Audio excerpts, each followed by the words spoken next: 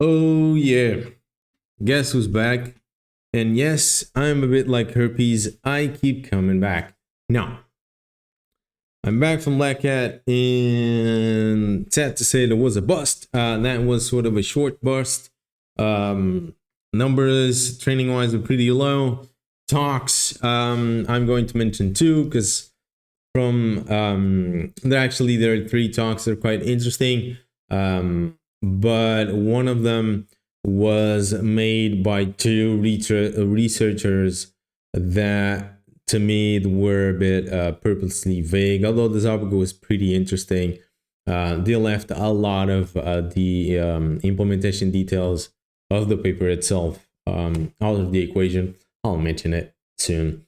But it sounded pretty empty. The place itself was pretty empty, and it sounded really odd, even for me. That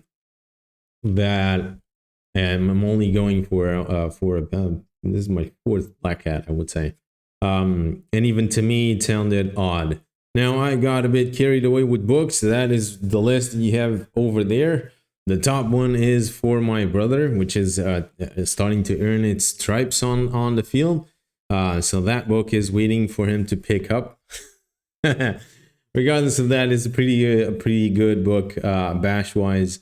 If bash is not something that you work on a regular basis. Now, focusing a bit on Blackhat before we dive into today's or this week's topic. So, talks worthy of mentioning. There's a hugely and cool, great talk about VX tunneling and GRE tunneling, spoofing attacks over the internet with an insane number of public IP addresses vulnerable to it. You can use that for sure as an initial access, and that is something that today and age is worth its weight, the weight of a paper, which we don't see anymore, in probably in gold or platinum, something valuable. Make a pick. It is an impressive paper. It was widely and very well written. And the topic itself comes with the tooling available, which is also something that we don't see that often anymore as well, as everyone is hiding their own tradecraft these days. The other paper that was quite interesting as well was 1/PXE. So the deployment thing over the network, which started off with the researcher saying, I don't know why I keep doing this. And as soon as he said that, oh, this is going to be fun. And it was fun because apparently I got an answer to something that I was wondering for a very long time. And that was, why the hell there is no network deployment on Azure? Now I know, because it's broken to crap. It's not vulnerable. It is itself a vulnerability. It has an staggering. I'm not going to say the number because I can't really remember it correctly. I'm not going to open the paper because it's pretty interesting, and I get carried away every time I read it. But it had like more than a dozen vulnerabilities on one single method. I can go that far. And and imagine yourself that to have a bug that in one of the occasions there's a bug there that surfaces 3 or 4 times. It's a ridiculous amount. One more is too many already. On the same piece of code. On the very same piece of code. Keep in mind that we're talking about Microsoft here. So yeah, their notion of a method is pretty long. So having something with 200 lines, 150 lines, or even 100 lines, Microsoft-wise, is pretty acceptable because they live in a different realm. It's a completely different world, or I would say probably reality. I would say parallel universe maybe. and in their minds that is acceptable code. And he started off saying, I don't know why I keep doing this, because sometimes it feels like nobody is really caring or paying attention to it. It has a bunch of zero clicks, not just one. So it was an amazing talk. Really, really, I would say that was when the first time I joined, I went to Blackhat. That was my expectation. I was expecting talks like that all around. Instead, we have one or two talks like that, and then everything else is like, I don't know, maybe make believe, something weird, someone selling a tool, which was another factor at Blackhat is sounding pretty odd these days. Everyone's selling the same. Like as ridiculous as having someone selling something that you integrate with next to you, right on the next booth. It's odd. It is odd. There was I only saw one offensive booth. Everything else is defense, and everything else is doing the same thing. I don't know how there's clients for everyone at this point. And the AI is, at this point, a rubber stamp. As I said, AI is a huge, huge blown up thing. It's so huge that nobody knows how to do with it, what to do with it. It's so smart, so effective that nobody knows how to do with it, how to deal with it, or what to do with it for real. And we are powered by AI. So let's see what's up with that. And in the dashboard, there's a button say, hey, what is this? And guess what it's going to do? Yes, it's going to ask ChatGPT what the hell you're looking at. So in case you were wondering, now the SOC operator doesn't need to know what it is doing doesn't need to know what it is doing anymore, because ChatGPT will. Now, if in case you've been living under a rock, like things were already pretty bad. Things are already pretty bad intrusion wise. Now you're trying to put people on the field that need to rely on ChatGPT to know what the hell they're doing. And that is the current state of things. Amazing. And then everyone wondering why companies getting popped left and right. Okay, so back on topic. So what are we talking about today? Today we're going to talk about, actually I'm recording a dual video this time, because things are that interesting now. So let's transition here to, okay, the first time I did this, it didn't record crap. No, let's see if I can do a better job this time. Okay, so CVE 2025-9074. What do we have here? This is a CVE spamming. I'm not going to, I don't go around the bush or do much of color coding and things. I go straight to business. This shouldn't exist for a few number of reasons. One is known since forever. Oh, you're just saying that because you're not the one registering it. Okay, I can give you that one for a while now. For a while, but keep listening. Just keep listening.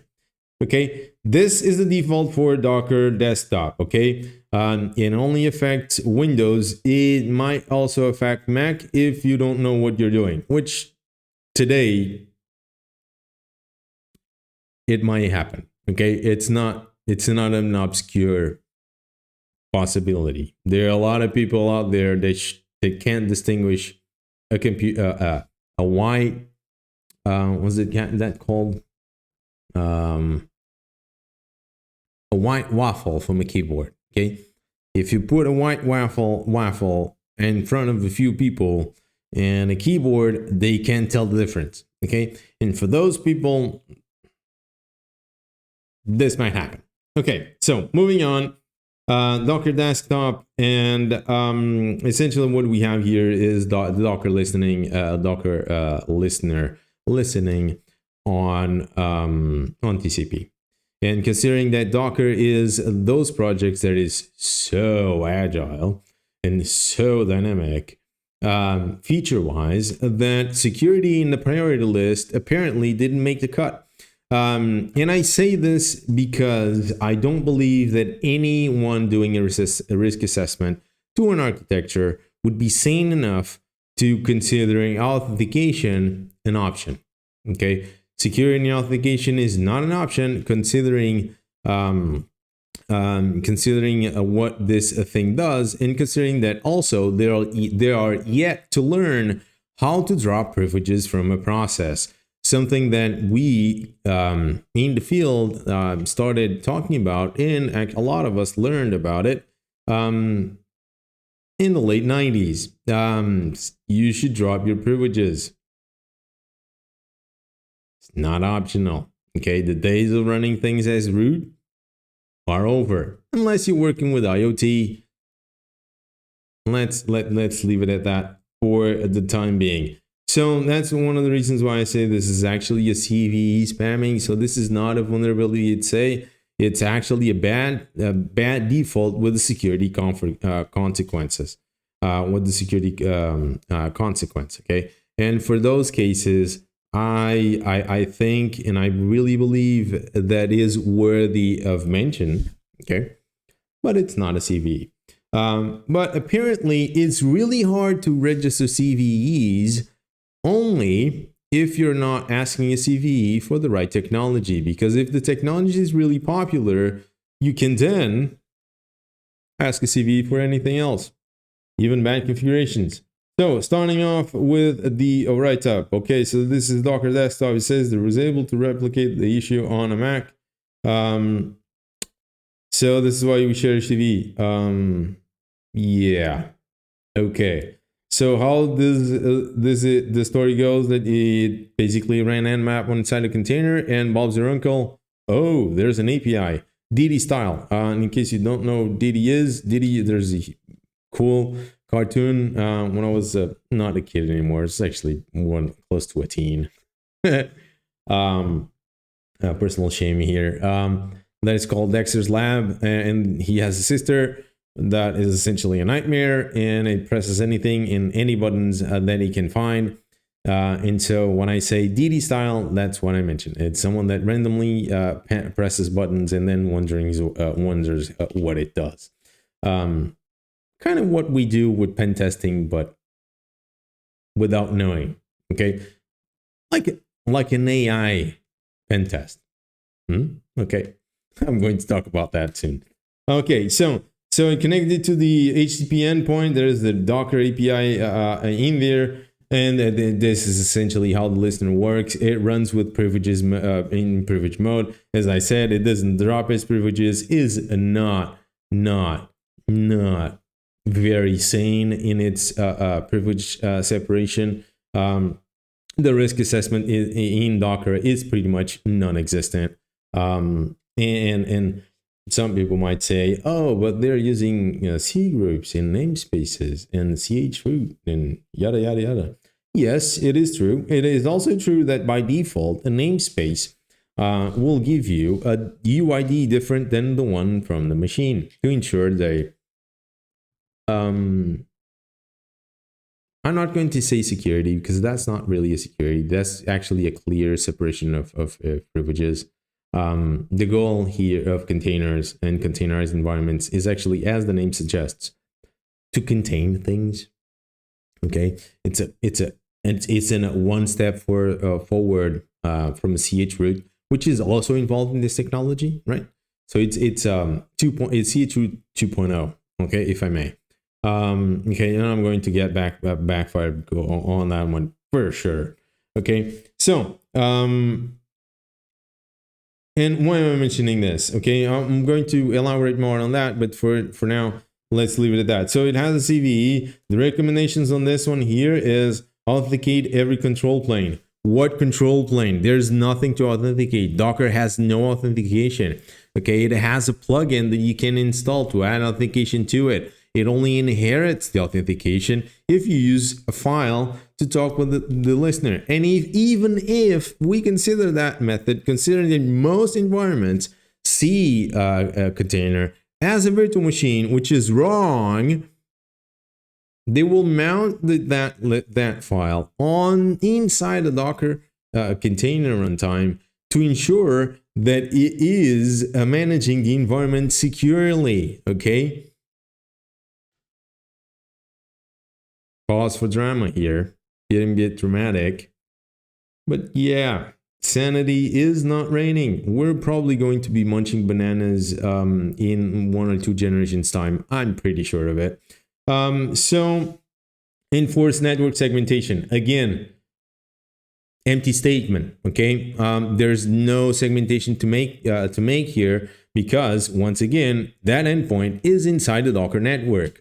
Okay, nothing. Zero here.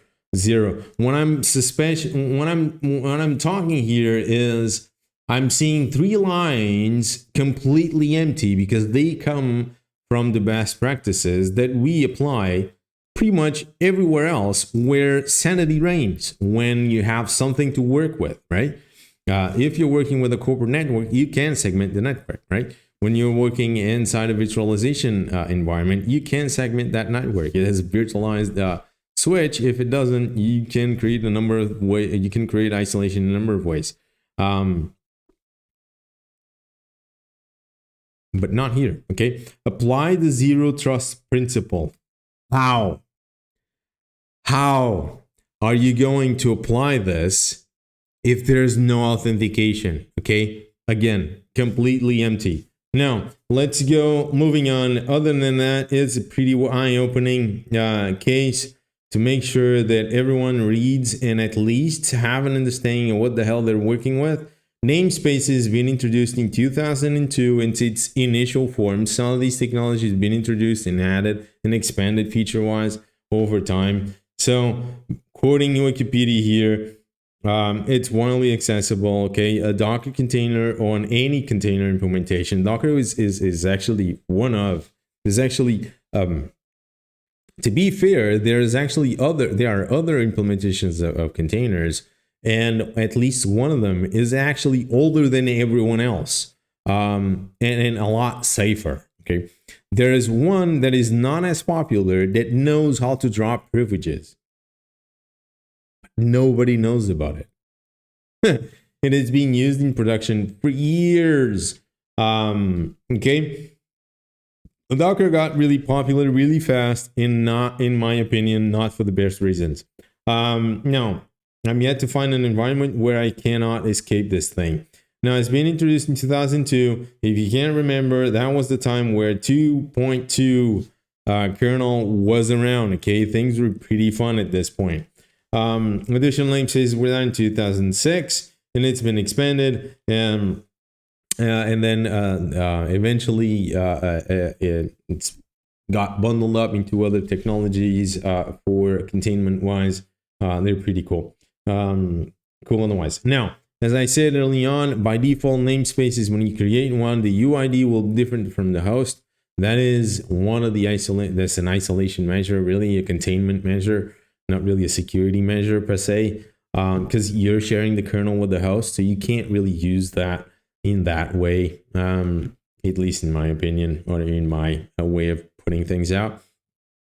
But not on Docker. Docker decided to, that's not really important. So dig that one up, have fun. So C groups is essentially control. It's basically control groups. It's really cool.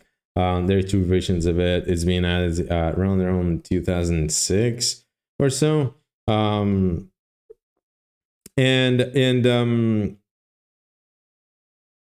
At that point, we had a 2.6 kernel version. So both of these technologies have been around since forever. Okay, I'm not going to pull out chroot. Chroot is older than I am. Probably almost as old as Unix itself. It's really old. It was used to contain the crazy folks. Okay, and if you don't know what I'm talking about, I'm talking about web dev. Okay, since the beginning of time, web dev has always been the crazy folks. Okay, The people that really barely know what they're doing. And not quoting. I'm not quoting myself now. Yes, the 90s were pretty awesome. I think a lot of people, if they lived in the 90s, right, they went back in time and worked for a few hours in the 90s, they would have a stroke probably. Have a stroke. I made a post on Reddit. On the other take, I showed a post. This time, I'm feeling like that should be a no sin challenge, just to keep things interesting. I'll tell you what I answered.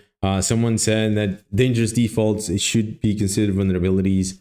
I don't agree with that. I think there are risky and bad defaults, period, with security consequences, not vulnerabilities. This is one of those fields where we should be really careful with the language that we use. Okay. In my opinion, a vulnerability is a bug. It will always be a bug. Now, there are bugs with security consequences and there are bugs without security consequences. Okay. To me, a denial of service is not a security issue. Okay. It's a problem. It's a production problem if it happens in production. It will have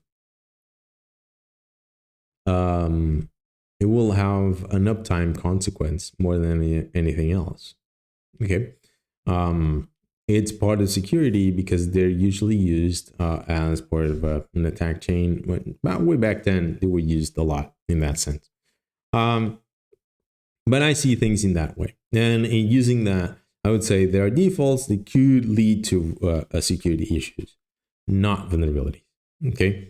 And that's why I say that in that way. But I posted that saying, you probably have a stroke every time you boot Windows then.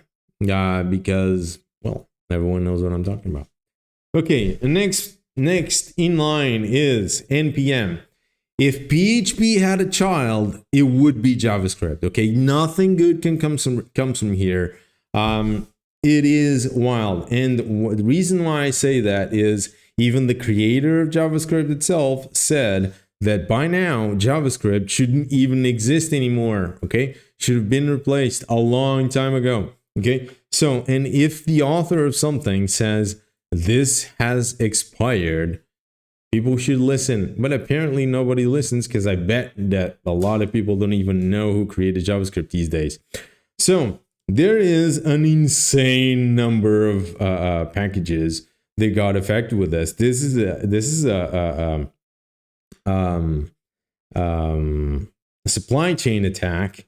It's basically an impressive number of packages that got they've been deliberately added interesting pieces of code that could be interpreted as malicious.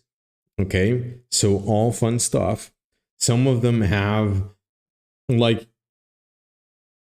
an staggering number of downloads per week. DM, I would go on a limb and say there are millions, considering that vibe coding is a thing. Don't even know why it's called that thing. And a lot of time when you do that, I've been told that you're going to end up with a JavaScript project. Good luck. My condolences to that. Just try not to kill yourself. And we have I'm going to jump down. You should read this. It reads like sci-fi. We have Ethereum and crypto coin involved here. There's also phishing. There's fun for the whole family here. Just read it. I'm going to jump ahead to show something that I find really interesting. So apparently it got so crazy that some of the maintainers lost access to the packages. So this is wild, right? This is cool. Okay, imagine a dependency that is used like wildfire and someone appends malware to it, and then you have like hack once, crack everything like scenario. Like this is, I would like to be a fly on the wall of the group of individuals that pull this one off, because it's gotta be fun. It's It's going to rain shells. It's can you find a machine that it's able to handle all these reverse shells? At this point, is the only thing that I'm questioning myself. Like, don't you have like, oh, I'm not sad because all of these got owned? No, not really. What do you expect from using JavaScript? Like, this is what you're signed up for. You download half of the internet every time you start an application. Like, what do you expect? Statistically speaking, it is extremely likely for this to happen in an environment like this. Code reuse. There's a downside to every option we make. Okay, this is the point. Just read it. It reads like sci-fi. It's pretty cool. It's pretty awesome. And it's not the only one, because I'm recording something next to it, because this has been pretty long already. About these two things. So to summarize, anyone can register CVE. You don't need to wait 6 months or a year. Yes, I'm talking from experience. Not that I registered that many CVEs these days. For many reasons. Last time I tried was last year. It's still an O-Day, but I can't register the CVE. And actually affects an application and the SaaS, software as a service. But the provider's not listening, and the CVE registration is not listening either. So yeah, I guess I'm sitting on it. And that is how things go. You don't even get an answer anymore. But hey, if you're talking about the technology of the year, something that is really known, it doesn't matter. You get a CVE, he gets a CVE, everyone gets a CVE, even if it's not a vulnerability, it's a configuration mistake, a bad default. And if you find this interesting or fun, or just want to have fun, it's valid, it's pretty valid, go on the Docker documentation and just register CVEs for every bad configuration you see there on the configuration link, because you're going to find some, like at least 3 or 4. Go for it. Maybe they'll learn something or not. We don't know. So that's going to up this week. Keep the pace. Have fun. If it's not fun, it's not worthy. This is where I do it. And we should do it too. I might start a code book review at this point. Yes, I like to have books because I like to mark them. That's the way I work. That's where this big noggin works. And so I'll see everyone on the next one. Till then, have fun.